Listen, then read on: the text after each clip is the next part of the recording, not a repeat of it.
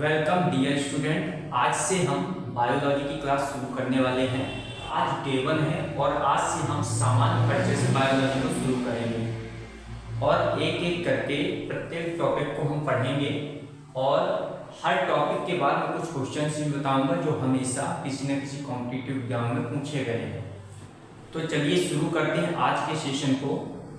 तो आज बायोलॉजी का डे 1 है और डे 1 में हम आज पढ़ेंगे जीव विज्ञान के सामान्य परिचय के बारे में, यानी कि बायोलॉजी के बारे में कि बायोलॉजी होता क्या है, जीव विज्ञान है क्या, सजीव क्या है। और अगला प्रश्न हम पढ़ेंगे क्या पेड़ पौधे सजीव होते हैं क्या। इस सभी क्वेश्चन के जवाब हम बहुत अच्छे तरीके से आज जानेंगे। तो सबसे पहले देखते हैं जीव विज्ञान क्या है, जीव विज्ञान किसे कहते हैं या बायोलॉजी किसे कहते हैं। What is biology. तो बायोलॉजी क्या है इसके बारे में सबसे पहले हम समझते हैं।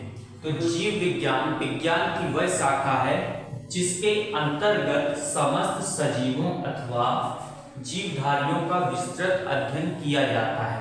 सजीव या जीवधारी यानी कि लिविंग जो भी ऑर्गेनिज्म है या ऐसे जीव जो जीवित हैं उन्हीं का अध्ययन हम करेंगे बायोलॉजी में।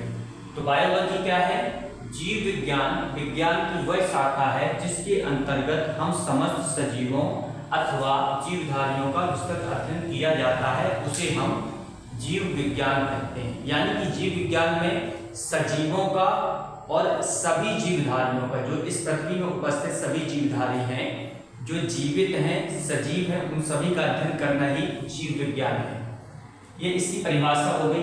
अब इसके बाद जीव विज्ञान शब्द सबसे पहले आया कहाँ से। जीव विज्ञान यानी कि बायोलॉजी जो शब्द है सबसे पहले किसने दिया, तो यहाँ पर दिया है जीव विज्ञान शब्द का प्रयोग सर्वप्रथम सन 1802 में लेमार्क, फ्रांस के वैज्ञानिक लेमार्क और ट्रेविनेरस जर्मन के वैज्ञानिक ने दिया था। सबसे पहले बायोलॉजी शब्द जो दिया था, जीव विज्ञान शब्द जो दिया था वो दिया था लेमार्क और ट्रेविनेरस ने। लेमार्क फ्रांस के वैज्ञानिक है और ट्रेविनेरस जर्मन के वैज्ञानिक। इन्होंने 1802 में इन्होंने जीव विज्ञान शब्द दिया था। जीव विज्ञान शब्द का मतलब क्या था, तो यहाँ पर जो ये दिया वो बायोलॉजी। बायोलॉजी का मतलब क्या है सबसे पहले इसको समझते हैं। बायोलॉजी जो है दो शब्दों से मिलकर बनाया हुआ, bio plus logos, bio plus logos. तो बायो का मतलब होता है जीव, लोगोज का मतलब होता है अध्ययन, अध्ययन करना। तो जो जीवों का अध्ययन किया जाएगा, जीवों का अध्ययन करना ही क्या है, बायोलॉजी है। तो बायोलॉजी जो शब्द बना हुआ है बायो प्लस लोगोज से बना हुआ है। बायो का मतलब जीव होता है, जीवों, और लोगोज का मतलब होता है अध्ययन करना, यानी कि जीवों का अध्ययन करना ही बायोलॉजी कहलाता है। अब हम यहाँ समझते हैं कि जब इसमें सजीवों का अध्ययन किया जाता है, समस्त जीवों और सजीवों का अध्ययन किया जाता है, तो सजीव कौन है। प्रश्न ये उठता है कि सजीव कौन है। सजीव वे सभी जीव हैं जिनमें ये 6 क्रियाएं होती हैं। जैसे पहली क्रिया जो है श्वसन है, जिसे हम रेस्पिरेशन बोलते हैं। दूसरा है वृद्धि, ग्रोथ करना। तीसरा है पोषण यानी कि न्यूट्रिएंट्स, और चौथा है पाचन, डाइजेशन। उत्सर्जन ये पांचवा है, एक्सक्रेशन, और प्रजनन यानी कि रिप्रोडक्शन। मतलब ये 6 क्रियाएं जिसमें होती हैं वही जीव सजीव कहलाते हैं। अब रेस्पिरेशन क्या है, श्वसन यानी कि सांस लेना। जैसे मानव सांस लेता है, हर जीव सांस लेता है, जीने के लिए सांस लेना बहुत जरूरी है। तो ये जिसमें क्रिया है रेस्पिरेशन श्वसन की, वो क्या है, सजीव है। नेक्स्ट जो वृद्धि दिया हुआ यानी कि ग्रोथ करना, यानी कि हर जीव छोटे से बड़ा होता है। जैसे मानव ही, इंसान ही क्या होता है, बच्चा बच्चे से बड़ा होता जाता है और ओल्ड होता जाता है, तो उसी प्रकार से उसमें ग्रोथ होता है, वृद्धि होती है। पोषण, पोषण यानी कि न्यूट्रिएंट्स। पोषण का मतलब होता है उसे जीने के लिए भोजन की आवश्यकता होती है, तो वो पोषण कहलाता है। तो कोई भी जीव है अगर वो जीवित है तो उसे जीने के लिए भोजन की आवश्यकता होती है, वह भोजन करता है। इस कारण से वह क्या कहलाएगा, सजीव कहलाया जाएगा। भोजन करने के बाद नेक्स्ट पाचन, डाइजेशन, यानी कि बॉडी में ऐसी क्रियाएं हों जिसे डाइजेस्ट हो जाए। जो भी भोजन किया है डाइजेशन हो रहा है तो उसे भी सजीव की श्रेणी में रखते हैं। फिर दिया है उत्सर्जन, एक्सक्रीशन, उत्सर्जन का मतलब होता है जो भी हमने खाया है उसको यदि बाहर निकाल रहे हैं किसी मल के माध्यम से, जो उसे एक्सक्रीशन बोलते हैं। तो जिस भी चीज को हम बाहर निकालते हैं वो क्या है, उत्सर्जन। उत्सर्जन की क्रिया भी अगर होती है तो वह सजीव है। और नेक्स्ट जो लास्ट है इसका 6 नंबर का, वो है प्रजनन यानी कि रिप्रोडक्शन। इसका मतलब ये होता है कि एक जीव से दूसरे जीव का निर्माण होना। मतलब अगर देखा जाए इंसानों में तो पिता फिर पुत्र फिर उसका भी बेटा यानी कि पोता, इसी तरह से इनकी पीढ़ी दर पीढ़ी इनमें रिप्रोडक्शन होता रहता है। तो ये है प्रजनन। तो सजीव कौन है, सजीव वे हैं जिनमें ये 6 क्रियाएं होती हैं, श्वसन रेस्पिरेशन, वृद्धि ग्रोथ, पोषण न्यूट्रिएंट्स, पाचन डाइजेशन, उत्सर्जन एक्सक्रीशन, प्रजनन और रिप्रोडक्शन जिसे बोलते हैं। तो ये सभी क्रियाएं जिसमें होती वही सजीव है यानी कि जीवित प्राणी है। तो इन्हीं सजीवों का अध्ययन करना ही बायोलॉजी कहलाता है। चलिए अब हमारे पास प्रश्न उठता है, तो क्या पेड़ पौधे सजीव होते हैं? पेड़ पौधे क्या सजीव है? ये हम उसका भी अध्ययन हम बायोलॉजी में करते हैं। तो इसको पहले सबसे पहले समझते हैं कि पेड़ पौधे सजीव होते हैं क्या। तो हाँ, पेड़ पौधे सजीव होते हैं, लेकिन सजीव होते हैं तो क्या ये सब क्रियाएं उनमें होती हैं? चलिए देख लेते हैं। यहाँ पर श्वसन, पेड़ पौधे श्वसन करते हैं क्योंकि वो कार्बन डाइऑक्साइड लेते हैं, हमारे एनवायरनमेंट से कार्बन डाइऑक्साइड लेते हैं, ऑक्सीजन लेते हैं, तो ये श्वसन करते हैं यानी कि सांस लेते हैं। पहला रूल लागू होता है पेड़ पौधों में। दूसरा क्या है, वृद्धि यानी कि बढ़ते हैं। जब हम भी कोई भी बीज लगाते हैं तो वो अंकुरित होकर के बाहर निकलता है, ग्रोथ करता है, बड़ा होकर के वृक्ष बन जाता है, यानी कि ग्रोथ की भी क्रिया इनमें होती है, वृद्धि होती है। थर्ड है पोषण यानी कि न्यूट्रिएंट्स।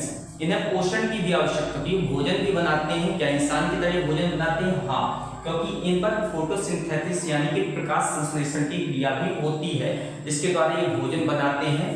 तो मतलब पोषण भी इनमें होता है। नेक्स्ट ये पाचन डाइजेशन। अगर इनमें पाचन नहीं होगा तो भोजन कैसे करेंगे? यानी कि इन्होंने भोजन किया तो पाचन हो रहा है, जिस कारण से ग्रो कर रहे हैं। पाचन यानी डाइजेशन की भी क्रिया इनमें होती है। नेक्स्ट क्रिया है हमारे पास उत्सर्जन। तो क्या उत्सर्जन की क्रिया इनमें होती है? तो उत्सर्जन की क्रिया, हालांकि इनमें कोई उत्सर्जी अंग नहीं होता, मानव की तरह अन्य जीव की तरह कोई भी उत्सर्जी अंग नहीं होता है, लेकिन ये उत्सर्जन करते हैं। कैसे करेंगे उत्सर्जन? उत्सर्जन करते हैं कभी कभी पत्तियों के माध्यम से, यानी कि पुरानी पत्तियां झड़ जाती हैं, नई पत्तियां उगती हैं, उत्सर्जन हो गया। छाल के माध्यम से इनकी वार्क है वो निकल जाती है, और फूलों के माध्यम से फूल भी नए फूल पैदा होते हैं, पुराने फूल गिर जाते हैं। और इसके अलावा तना के माध्यम से भी उत्सर्जन होता है, और जड़ों यानी कि रूट्स के माध्यम से भी इनमें उत्सर्जन होता है। इनमें उत्सर्जी अंग नहीं होता, लेकिन फिर भी क्या होता है, उत्सर्जन होता है। और इसका लास्ट जो प्रजनन, क्या इसकी क्रिया होती है? तो हाँ, प्रजनन की क्रिया भी इनमें पूर्णतः होती है, क्योंकि प्रजनन करना यानी कि रिप्रोडक्शन करना, एक पौधे से दूसरा पौधा बनाए, तो इनसे बीज हमें प्राप्त हुआ, बीज से हम दूसरा पौधा का निर्माण करते हैं, दूसरा पौधा उत्पन्न होता है, तो यानी कि इनमें रिप्रोडक्शन की भी क्रिया होती है। अब हम पढ़ेंगे जीव विज्ञान की शाखाओं के बारे में। तो जीव विज्ञान की शाखाएं कौन कौन सी होती हैं? तो यहाँ पर आप देखेंगे जीव विज्ञान की पहली शाखा है जंतु विज्ञान, जिसे हम जूलॉजी कहते हैं, और दूसरी शाखा इसकी वनस्पति विज्ञान, जिसे हम बोलते हैं बॉटनी।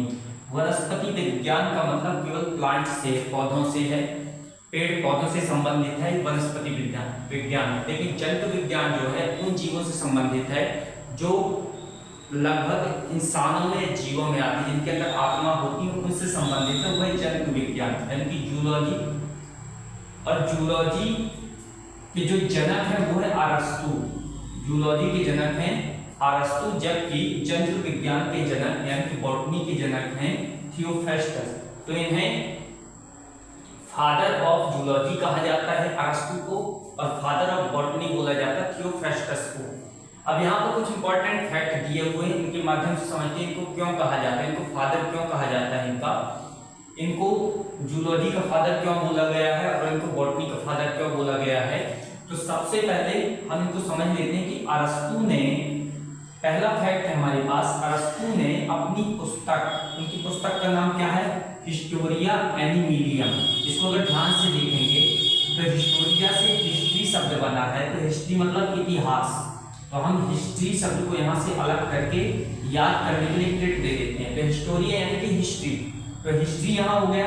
एनिमेलियम, एनिमेलियम जो शब्द बना है एनिमल, एनिमल यानी कि जीव, कोई भी प्राणी, इसका मतलब जानवर से नहीं है, जीव यानी कि कोई भी प्राणी जो जीवित है। तो इसकी हिस्ट्री एनिमल हिस्ट्री यानी कि जीवों की हिस्ट्री। उनकी पुस्तक का नाम है हिस्टोरिया एनिमेलियम। तो हिस्टोरिया एनिमेलियम में इन्होंने 500 प्रकार के 500 टाइप्स के जंतुओं का वर्णन किया है। इसके बारे में इन्होंने खोज की है और उनका वर्णन किया है, इसलिए इन्हें जंतु विज्ञान का जनक यानी कि पिता कहा जाता है, फादर ऑफ जूलॉजी कहा जाता है। तो इन्हें फादर ऑफ जूलॉजी इसलिए कहा जाता है क्योंकि इन्होंने अपनी पुस्तक हिस्टोरिया एनिमेलियम में 500 प्रकार के जीवों का वर्णन किया है। इस कारण से इन्हें फादर ऑफ जूलॉजी कहा जाता है। ये क्लियर हुआ। दूसरा दिया है, इसका फैक्ट है थियोफेस्टस। थियोफेस्टस ने अपनी पुस्तक हिस्टोरिया प्लांटेरियम, इसको भी समझिए, हिस्टोरिया यानी कि यही हिस्ट्री है, और प्लांटेरियम, प्लांटेरियम में शब्द है प्लांट, प्लांट मींस होते हैं पौधे। तो पौधों की हिस्ट्री यानी पौधों के इतिहास के बारे में इन्होंने बताया है। तो 500 प्रकार के पौधों का अध्ययन किया है। किस पुस्तक में? हिस्टोरिया प्लांटेरियम में इन्होंने 500 प्रकार के पौधों का वर्णन किया है, अध्ययन किया है, इसलिए इन्हें वनस्पति विज्ञान का जनक यानी कि पिता कहा जाता है, फादर। इन्हें फादर ऑफ बॉटनी इसलिए कहा जाता है क्योंकि इन्होंने अपनी पुस्तक हिस्टोरिया प्लांटेरियम में 500 प्रकार के पौधों का वर्णन किया है। तो ये क्वेश्चन हमेशा पूछे जाते हैं। पहला क्या है, हमें याद रखना है कि अरस्तु की पुस्तक का नाम क्या है? हिस्टोरिया एनिमेलियम, जबकि थियोफेस्टस की पुस्तक का नाम क्या है? Historia plantarum. इन्होंने इसमें 500 प्रकार के जंतुओं का अध्ययन किया है, इस कारण से फादर ऑफ जूलॉजी इन्हें कहा जाता है। और इन्होंने 500 प्रकार के पौधों का वर्णन किया है, अध्ययन किया है, इस कारण से इन्हें फादर ऑफ बॉटनी कहा जाता है। तो ये क्लियर हुआ। यहां से इनकी पुस्तक का नाम, साथ में किसको किसका फादर कहा जाता है, ये याद रखना है। और नेक्स्ट इसमें कुछ और फैक्ट हमारे पास हैं, जैसे जीव विज्ञान यानी कि बायोलॉजी के फादर अरस्तु हमने पढ़ लिया क्यों है। जंतु विज्ञान, जीव यानी जीव जंतु दोनों सेम है, इस कारण से यहाँ याद रखना है बायोलॉजी और जूलॉजी। बायोलॉजी जूलॉजी दोनों के ही फादर हैं, वो है अरस्तु है। इन्होंने इसके बारे में 500 प्रकार के जीवों का वर्णन किया है, इस कारण से अरस्तु को दोनों का ही फादर कहा जाता है, फादर ऑफ बायोलॉजी और फादर ऑफ जूलॉजी। और वनस्पति विज्ञान के जनक जो हैं यानी कि बॉटनी के जनक है थियोफेस्टस। इन्होंने 500 प्रकार के पौधों का वर्णन अपने हिस्टोरिया प्लांटेरियम नाम की पुस्तक में किया है, इस कारण से इन्हें फादर ऑफ बॉटनी कहा जाता है। और एक नेक्स्ट है कोशिका विज्ञान के जनक कौन है, यानी कि साइटोलॉजी। कोशिका विज्ञान को हम इंग्लिश में साइटोलॉजी बोलते हैं। तो साइटोलॉजी के जनक कौन है? Robert Hooke. रॉबर्ट हुक ने कोशिका की खोज की और इसके बारे में पूर्ण विश्लेषण किया, इस कारण से फादर ऑफ साइटोलॉजी बोला जाता है रॉबर्ट हुक को। तो यहाँ से कुछ बहुत सारे क्वेश्चन हैं जो बहुत इंपॉर्टेंट क्वेश्चन हैं, जो हमेशा एग्जाम में पूछे जाते हैं। तो आई होप आज का सेशन आपको समझ में आया होगा। मिलते हैं डे 2 में, और उसमें हम पढ़ेंगे जीव विज्ञान के वर्गीकरण के बारे में। तो मिलते हैं नेक्स्ट सेशन में, तब तक के लिए जय हिंद, जय भारत।